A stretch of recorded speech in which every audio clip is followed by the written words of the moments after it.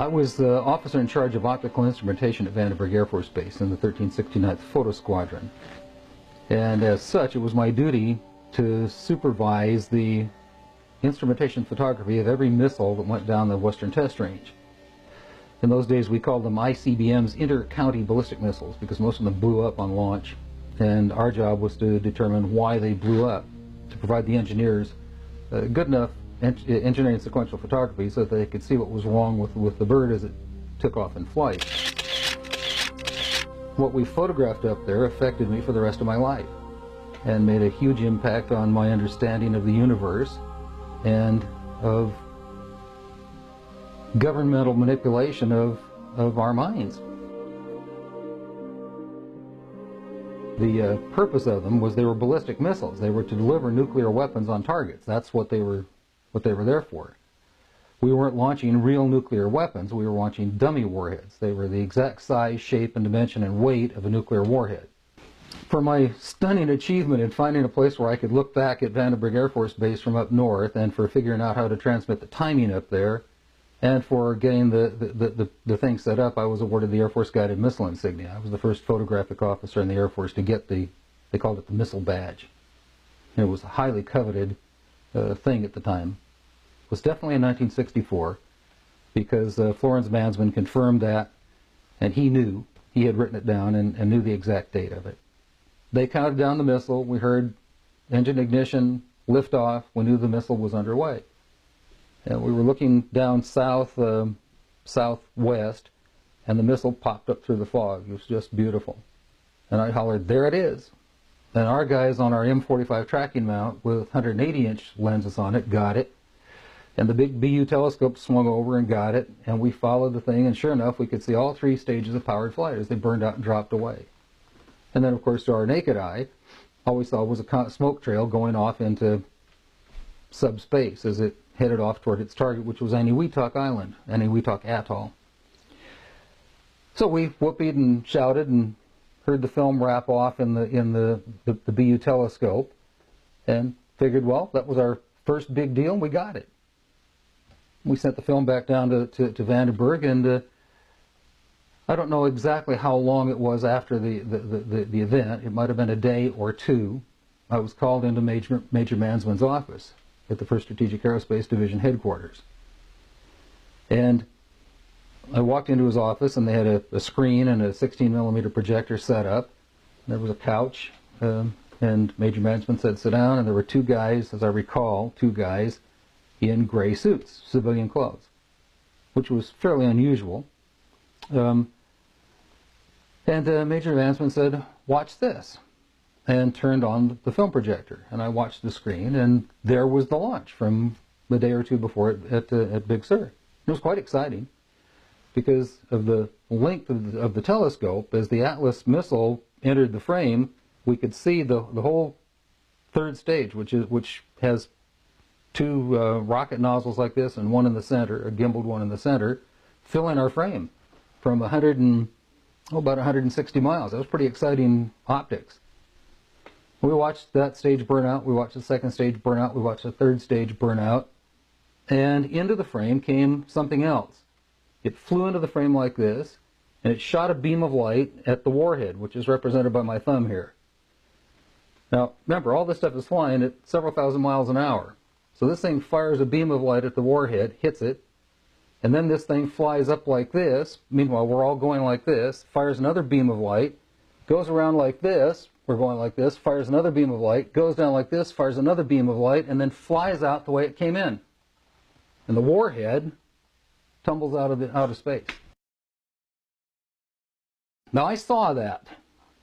I don't give a goddamn what anybody else says about it. I saw that on film. Phil Klass can kiss my ass. He wasn't there. I was. Now, when the lights came on, Major Mansman turned around and looked at me and said, "Were you guys screwing around up there?" And I said, "No, sir." And he said, "What was that?" And I said, "It looks to me like we got a UFO." Now, the thing that we saw, this object that flew in, was circular, was shaped like two saucers cupped like this with a ping pong ball on top. The beam of light came out of the ping pong ball. That's what I saw on film. Now, Major Mansman said to me, after some discussion about it, he said, "You are never to speak of this again. As far as you're concerned, this never happened." And I said, "Well," and he said, "I don't need to emphasize the dire consequences of a security breach, do I?" And I said, "No, sir." And he said, "Fine, this never happened." And so I started for the door. He said, "Wait a minute." He said, "Years from now, if you're ever forced by someone to talk about this, you are to tell them it was laser strikes, laser tracking strikes." Well, in 1964, we didn't have any laser tracking strikes. We didn't have any laser tracking at all. Lasers were in their infancy in 1964. They were little playthings in laboratories. So I said, "Yes, sir," and walked out, and that was the last I talked about it for 18 years. I didn't talk about it to anybody at Vandenberg Air Force Base. Nobody in my squadron knew about it. Nobody saw the film but me. My commanding officer, Major Lewis S. Clement, Jr., didn't see it. My operations officer, Captain Kenneth R. Callahan, didn't see it. His assistant, Lieutenant Ronald O. Baylor, didn't see it.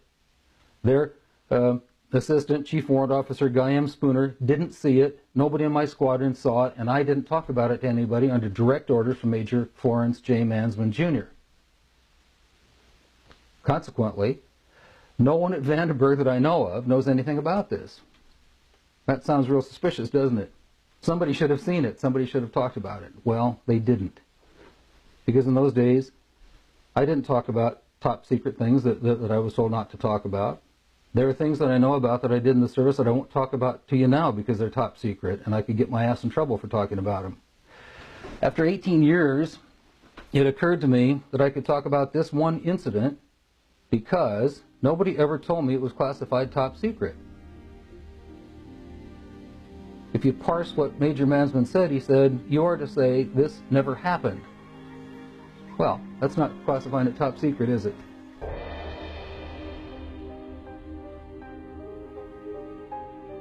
Didn't happen to anybody else. It's not a second-hand story. This happened to me. And I was a part of a United States Air Force cover-up for 18 years. The object, the points of light that we saw, the warhead and so forth, were traveling through subspace about 60 miles straight up. And they were going somewhere in the neighborhood of 11 to 14,000 miles an hour when this thing caught up to them, flew in, flew around them, went like this, and flew back out. Everything was going about between 11 and 14,000 miles an hour that way. It was saucer-shaped, it was circular, and rounded on the top and bottom, and it had a little dome right straight in the center of it, from which this beam emitted. After that article hit, the shit hit the fan. I started being harassed at work. I started by odd telephone calls that would come during the day. At night at my house, I would get telephone calls all night long, sometimes 3 o'clock in the morning, 4 o'clock in the morning, midnight, 10 o'clock. People would call and start screaming at me. "You're going down, motherfucker! You're going down, motherfucker!" And that's all they'd say. And they'd keep screaming that until I finally hung up the phone. One night, somebody blew up my mailbox by putting a big load of skyrockets in it. The mailbox went up in flames. And that night at 1 o'clock in the morning, the phone rang. I picked it up and somebody said, "Skyrockets in your box at night. Oh, what a beautiful sight, motherfucker." And things like that have happened on and off since 1982. I told you that since this History Channel thing came up, and since you've started asking questions, and obviously this thing is in the wind again, I'm starting to get telephone calls again. My wife and I get phone calls out here in Nowhere, Illinois, where we've retreated out to our farm. And what have some of the recent calls been? What have they been saying? They don't say anything. They simply, you pick up the phone and say, "Hello, hello," and there's a click. It's disconcerting. Yeah. But I've learned to not give a flip. I just don't care anymore. What are they going to do, kill me? What are they going to do, discredit me? Are they going to do any more than Philip Klass has already done to me? Are they going to make me look foolish? That's about all they can do. I believe, it's a belief system of mine, that this nutty fringe around UFOs is part of the sort of concerted effort to keep serious study of it down. Anytime anybody tries to study this subject seriously, we're subject to ridicule. I'm a full professor at a relatively major university, and I'm certain that my colleagues at the university laugh at me and hoot and holler behind my back when they hear that I have an interest in studying unidentified flying objects. And that's just one of the things that we have to live with. Was I in the Air Force? The Air Force denied it. Was I ever at Vandenberg? Well, of course I couldn't, because I wasn't in the Air Force. How could I have been at Vandenberg? Did I put a tracking site at Big Sur, California? No, there was no tracking site at Big Sur, California, which is a crock. The tracking site at Big Sur, California is still there right where I put it, and they use it to show you every time the space shuttle lands in California, that's where you first see it from. And they're still photographing missiles from Vandenberg from that tracking site. At any rate, to corroborate my story, Lee Graham tracked down Florence J. Mansman, Jr., the same major who had ordered me to shut up about it. He was now a PhD from Stanford in nuclear physics, I think. I'm not sure what his background was, but it was a PhD from Stanford, and a rancher in Fresno, California. And he wrote to Lee back saying, everything Bob said in his story is absolutely true. He corroborated my story.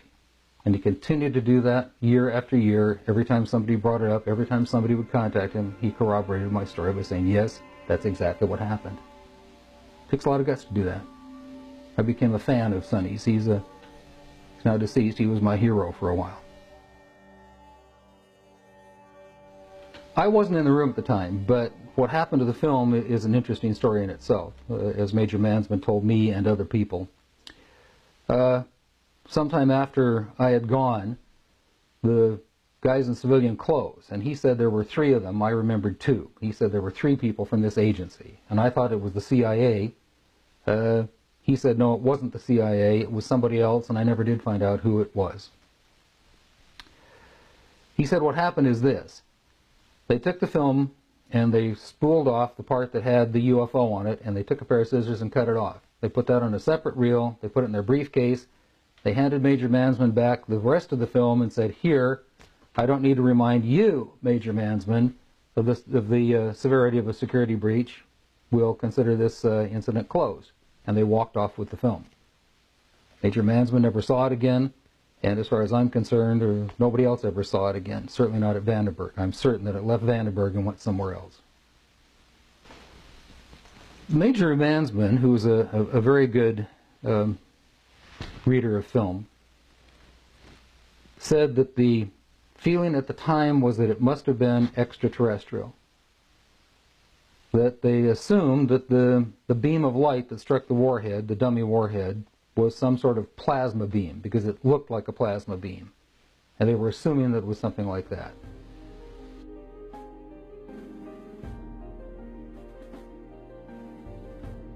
Major Florence J. Mansman was a man of great honor and great scientific standing in the community. For him to corroborate it is good enough for me. Even if I didn't believe myself, I would believe Major Mansman. Now there were 2 of us who were Air Force officers at the time, and we saw something, and we have both corroborated with each other that we saw that's what we recall from the incident. And what I have to ask skeptics, or people who disbelieve what I'm saying, is why would I make this up? Why would Major Florence J. Mansman, Dr. Major Florence J. Mansman, why would he make it up? What have we to gain? I've made no money from this. I've got nothing but pain and suffering out of talking about it. I've been harassed at my home. This was used against me partially in losing a job once in teaching. I've had a hell of a time after I've told this story, but I continue to tell the story because I think it's important for people to understand that this sort of shit goes on in the government. That the government covers up information that we are entitled to know about as citizens of this country. That's why I tell my story. That's why I'm telling it to you. And I'll continue to tell it as long as I'm alive, And I'll always tell it the same way because it only happened one way. I never vary the story because I can't. It's the truth. And I've been the subject of humiliating letters and phone calls from skeptics like James Oberg at NASA and Philip J. Klass, who's an idiot, a paid informant of the United States government, who persist in belittling me. And that's fine if they want to belittle me. But don't belittle Sonny Mansman. The things that were denied specifically, first of all, was that I was ever in the Air Force. They had no record of me. I was at Vandenberg. No, they had no record of that. Once we found, oh, he was at Vandenberg. Well, he was never at Big Sur because we don't have a tracking site at Big Sur. Well, we proved that. That's the nature of bureaucratic idiocy. The Air Force's position right now is there was no such incident and there was no film of it. The thing that's important to me about this whole operation is very simply, the biggest event in the history of humankind is the discovery that we are not alone. That there are other living entities, intelligent entities, in this universe or other universes, and that we aren't here alone. That's a huge, enormous discovery. It's the discovery of the lifetime of humankind, isn't it? To find out that we're not here alone. That's why I think it's important to talk about these things. I think that's exciting.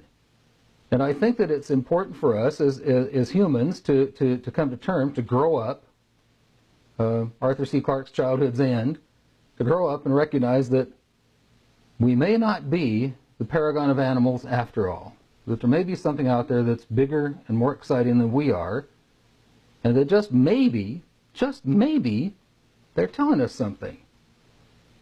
Now, what I saw that day was something shooting down a dummy nuclear warhead. What message would I interpret from that? Don't mess with nuclear warheads. That's probably the message I would interpret from that. I'd say, oh, well, maybe somebody doesn't want us annihilating Moscow. Maybe we should stop doing that. I'm not sure that's what went on. But Ronald Reagan one night went on television. He did a most astonishing thing. Most astonishing.